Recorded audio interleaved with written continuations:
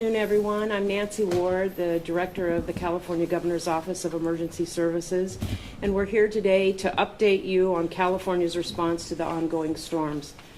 We have now experienced multiple large and damaging storm systems, and there are more on the way. These storms continue to be dangerous and dynamic and pose a threat to communities throughout the state of California.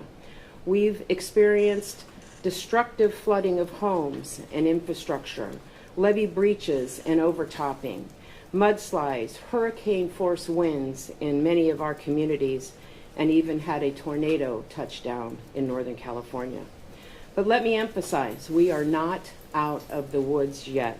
The threat to communities remains, and waters will continue to rise even after these storms have passed. The impacts of these storms have been significant. As of this morning, there are about 6,000 people under evacuation order, another approximately 20,000 people without power, and sadly, 19 people have died. These storms are amongst the most deadly natural disasters in the modern history of our state.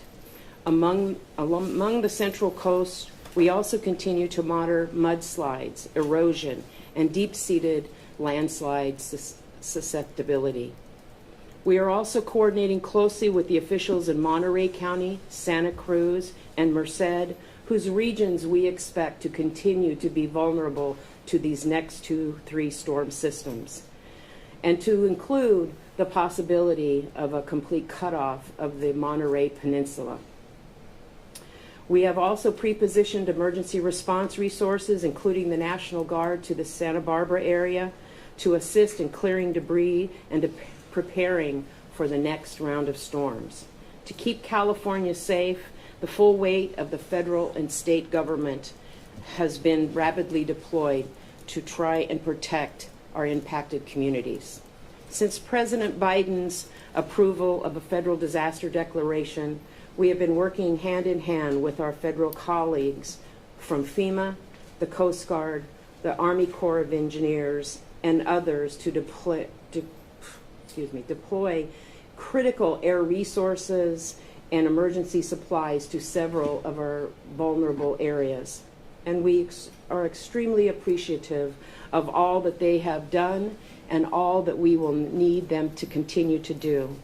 To date, the White House has approved an emergency declaration for 41 counties. This provides direct federal assistance to get these resources, personnel, and technical assistance into these counties, and we may be adding more.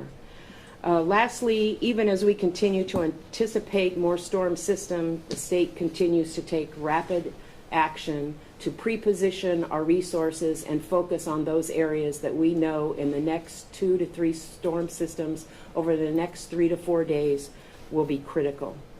With that, I'd like to welcome and hand it over to the Federal Emergency Management Agency Administrator, Deanne Criswell, who we would like to really thank for taking the time to come to California and for all that she has done even before she arrived in the state with her teams that have been here for the last week or so.